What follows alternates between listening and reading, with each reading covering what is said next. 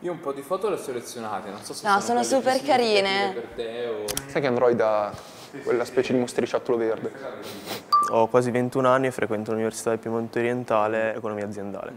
Primo anno, quindi sei lanciato Sì, subito sì, su questo sì. progetto. Progetto Silicon Valley Study Tour 2017. Chi vorrebbe creare un po' la sua startup, la Silicon Valley è un po' come se fosse la Mecca, idealmente parlando. Eravamo penso una quarantina, cinquantina di ragazzi completamente diversi, con storie diverse, e tutti all'aeroporto tornando ci siamo guardati e abbiamo detto cavolo, questo è il nostro posto. Ti mettono un entusiasmo esagerato.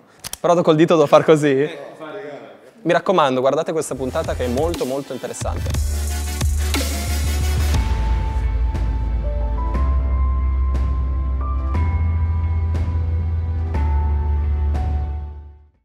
Fortunatamente conoscevo un ragazzo che aveva fatto il Silicon Valley Study Tour, avevo visto una sua fotoprofilo dove era da Google, gli ho detto ma quando è che sei andato? E sono andato con l'università. L'università si appoggia a Silicon Valley Study Tour, che è un'associazione che organizza questo tipo di viaggi. Ero praticamente uscito fuori dalla classe e proprio camminando così mi aveva attirato un po' la cartellonistica che c'era dove parlavano di Silicon Valley, quindi subito pom.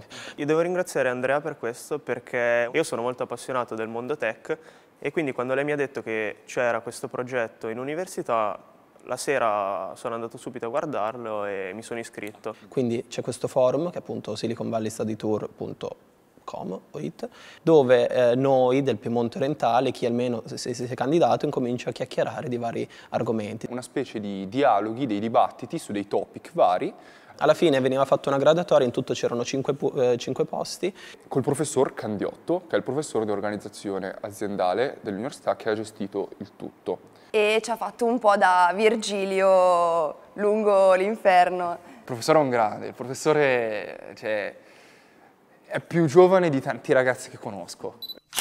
Il tour è strutturato in una settimana, le tappe sono già programmate da Silicon Valley Study Tour direttamente e di base si vanno a incontrare italiani per la maggior parte, ma anche americani, che lavorano nelle più grandi main companies di Silicon Valley. Occupa una piccola fetta della California, perché la California è tipo grande come l'Italia.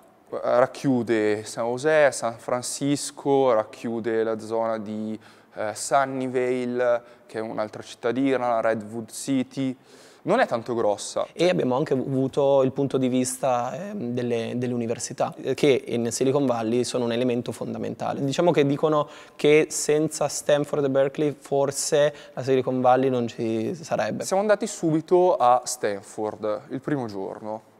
E Stanford è proprio come quando la vedi nei film. Campus enormi con dentro i ristoranti, hanno tutti gli armadietti, si spostano per fare le lezioni. Questi ampi cortili con le colonne dove uno si poteva intrattenere tra una lezione e l'altra. Però sono delle vere e proprie città molto interculturali, quindi tu trovi qualsiasi tipo di persona da qualsiasi paese del mondo e di qualsiasi età. È proprio un insieme che dico ti viene voglia di studiarli perché È veramente un luogo che ti ispira. Abbiamo avuto il piacere di parlare con un professore italiano che lavorava nel Dipartimento di Fisica. questo signor ci raccontava della figata che esiste lì, che è il fatto che tu puoi mangiare la pizza con dei premi Nobel, perché tu lavori a Stanford e ci sono le persone più importanti del mondo. Mi sembra di aver parlato con una ragazza a Berkeley o a Stanford e mi ha detto io sono arrivata qui perché volevo stare con dei numeri A. Lei mi ha detto io magari sono un C, sono un D,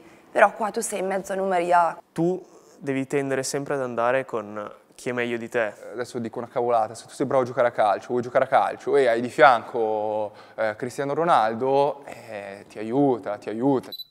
Diciamo che la cosa bella di questo tour è che abbiamo avuto una visione abbastanza completa di tutta la Silicon Valley e lì lo stile di vita è estremamente focalizzato sul lavoro. Praticamente le aziende non hanno orari, puoi lavorare quando vuoi, dove vuoi, anche da casa.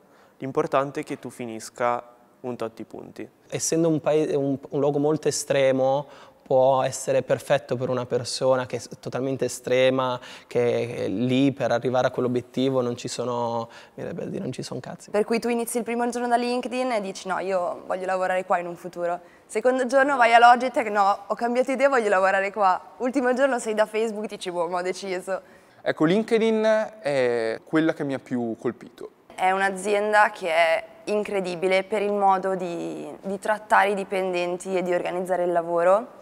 Molto alla Olivetti, per prenderci qualche merito italiano. Loro quando ne parlavano ci sembravano che fosse loro l'azienda e quindi questa cosa mi aveva colpito tantissimo perché loro erano proprio felici, non so se facevano la faccia con noi ma non penso. Questa cosa è stata incredibile perché capisci che riescono a creare le aziende un rapporto con i propri dipendenti che è veramente un rapporto interpersonale. Ah ecco, tra l'altro non l'ho detto, lì lavorano per obiettivi, non per ore. C'era questo ragazzo molto giovane che entra a LinkedIn, gli danno da seguire 5 progetti, gli dicono hai un mese per seguire questi 5 progetti. Se li raggiungono tutti non va assolutamente bene, cioè loro devono sempre puntare in alto. Quindi loro hanno questa cultura dell'osare, del fallire, dello sbagliare per andare avanti. Questa cosa è molto bella, cioè vai lì, provi, fallisci, riprovi, ovviamente non all'infinito, perché sennò un po'. Sai dove hai sbagliato, sai dove puoi rimediare e questo ti può portare poi a un successo. Io sono al 100% convinto di dover andare là. Si potrebbe anche riportare quello che si impara in Italia, no? Fare imprese in Italia non è impossibile. Io pensavo che la Silicon Valley fosse il luogo dove rimanere. Un pochino il sogno si è infranto, cioè che ho compreso che forse non è il luogo perfetto per me dove poter vivere a lungo termine. Poi non si sa mai cosa possa succedere in futuro. C'è un motivo se tutte queste persone vanno via. Cioè dopo un po' uno si stufa perché non è che la vita dura 1000 anni.